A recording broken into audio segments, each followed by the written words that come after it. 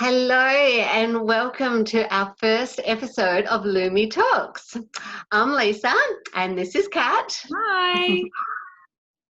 Lumi Talks is an opportunity for us to have a chat about the blog that we released a few days ago. And it's to give us an opportunity to share and ask questions about how you responded to what was in it. In the future, we'd also really love to release a podcast and maybe some regular emails as well. But you have to wait for those ones. Hopefully, what we want to create in these Lumi Talks is a safe place to connect, to share experiences and learn and grow together. Especially given that we can't do this face-to-face at the moment, or over a coffee, at mother's group or at the playground or at book club with a glass of wine. So we're going to do it this way instead. So earlier this week, we shared a pretty heartfelt and vulnerable blog in response to the state of disaster that was declared for Melbourne, which is where we live. And it's due to the uncontrollable spread of COVID-19 at the moment. We want you to know that with all of our content that we share, we'd love to hear from you.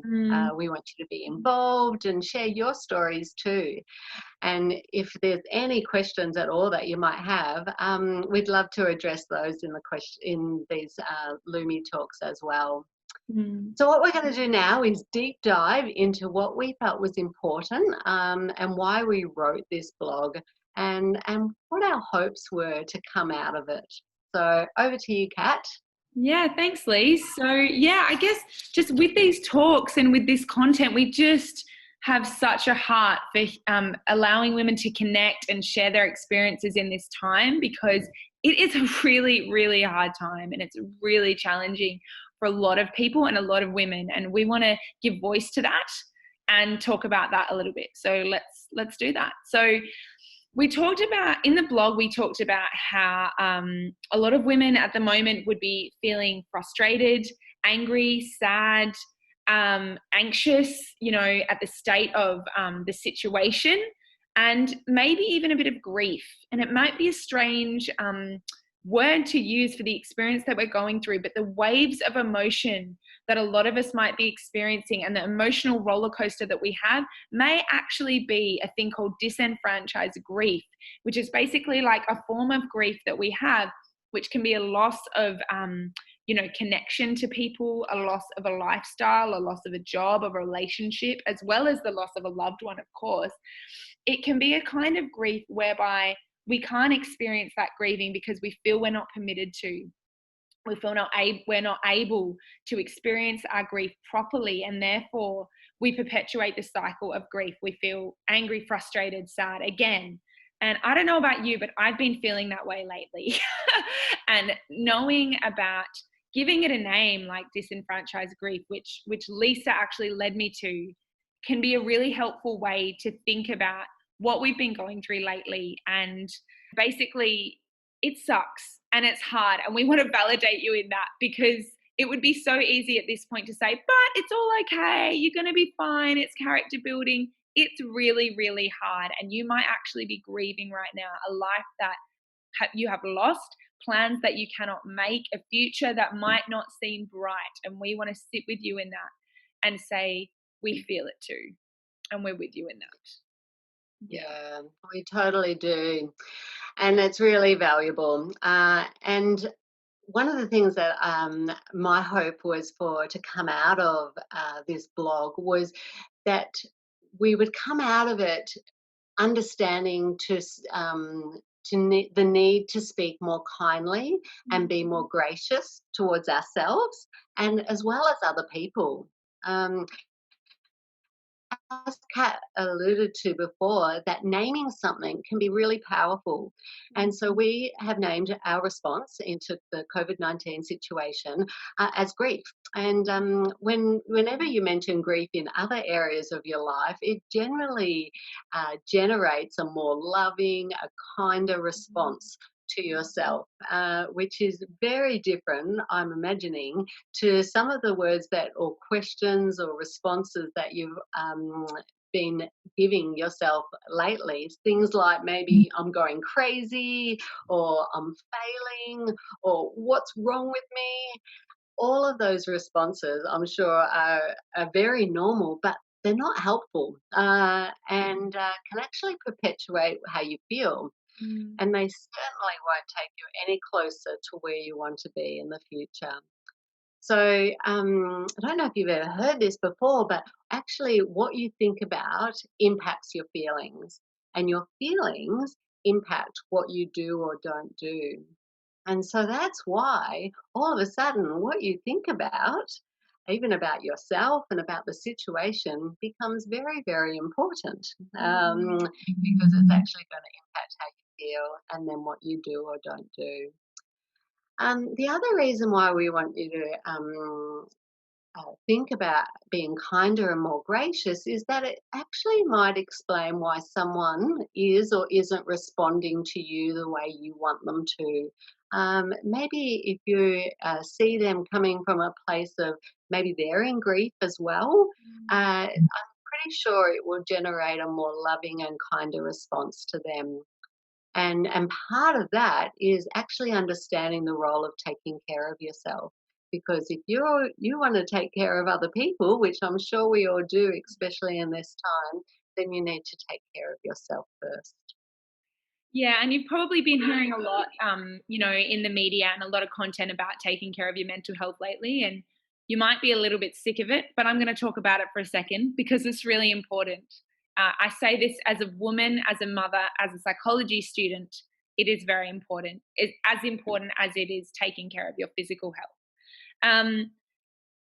Basically, the way we take care of our mental health in this time where we have little time, we have little space, is allowing that a little bit of time and space, in order for us to process what we're going through, to process our grief, to rest and experience those emotions. Because when you're running around working, taking care of kids all the time and doing all the things you need to do, you lose that space. And so if you come back to that space, even if it's just 10 minutes a day of meditation or prayer, this will help you to center yourself a little bit and think about, how am I feeling today? Am I going through something that's requiring a bit more processing? How do I feel, and how is that affecting myself and those people around me? Having that check-in is going to be really important for your mental health in this time. And we allow you that opportunity. We right this second permit you with the opportunity to take care of your mental health, because if you don't, if you can't take care of your mental health, then you'll struggle to take care of yourself and you'll struggle to take care of others. So that time is more important now than ever, and we allow you right this second to have it. We totally do. Another really important point for our mental and emotional health is actually to surround yourself with people who care. Shared experiences bring people closer together. And as we said before, what we're going through is a shared experience. Why else do you think that mothers groups or book clubs, or even in my recent experience, I was part of a post-heart surgery physio group, was actually full of older men. However, we bonded because we had the shared experience of overcoming heart surgery, and that brought us together much more quickly and in a different way to if I'd had met them in any other form of my life. So these groups are all successful because of the shared experience. And the shared experience actually permits and welcomes vulnerability. It's like it reduces the gap between people. And the quickest way to deeper and more intimate relationships is through vulnerability. So surround yourself with people that care. Don't I know it? And on that point, I just want to talk for a second about mums. Mums are amazing. You're going through so much at the moment.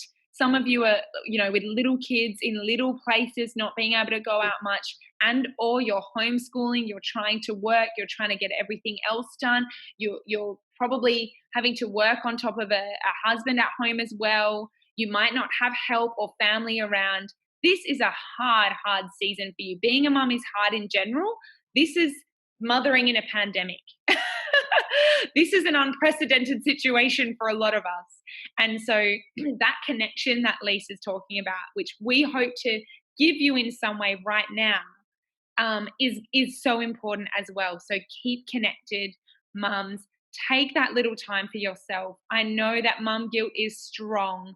I know that when we combine mum guilt with disenfranchised grief and not being able to process ourselves and feeling guilty about that, that's intense. But let us, again, I say, I permit you in this moment to process your grief, to process what you're going through, to take a little bit of time for yourself, mama, because that's going to be really, really important in this season.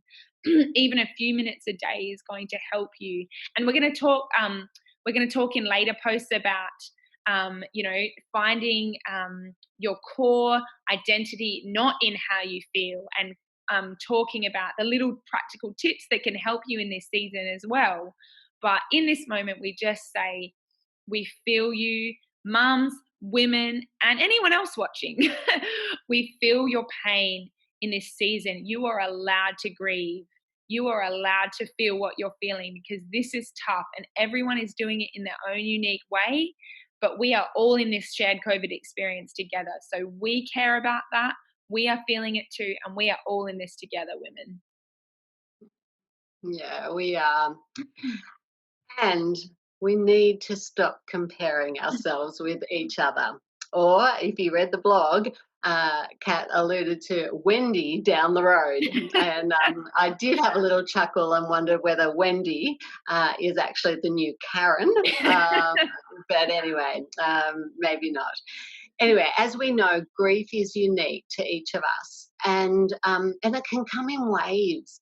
So comparing yourselves actually just brings about judgment and harshness, and it takes away any opportunity that you might have in any one moment throughout the day to experience joy and to be present in that moment. So, and comparing yourself, as I keep saying, is never going to take you to where you want to be. So, we've got to stop doing that with every effort that we have in our bodies, to stop thinking, oh, but they're coping so much better, or they've got it so much worse. That will actually contribute to disenfranchised grief. So let's put a stop to that. So key takeaways, I guess, from this is basically what you're experiencing right now in COVID, with your frustration and anger and sadness and waves of emotion where you're completely fine 1 minute or one day and then something triggers and you're not okay the next. That could be grief. That could be a disenfranchised grief that you haven't yet processed, or you feel that you can't process at this time because it's not that bad. It is hard, and you are permitted to process that. You are permitted to take care of your mental health in this time and to take time out for yourselves, and mums in particular. You are amazing. You are doing a wonderful job, and you deserve to take care of yourself, how you're feeling, your mental health, and your grief, if that's what you're feeling right now. And we are with you in that journey. Yes. And we would love you to please reach out and get in touch with us. We want to hear what it's like for you. We want to hear your experiences have been in COVID-19 or lockdown, just what this year, really, 2020 has felt for you. So please reach out in any way, whether it's via Facebook or email or on our website. We would love to hear from you. So we can't wait to get in touch with you in a few weeks and look forward to chatting to you again soon. So bye, ladies. Bye. See ya.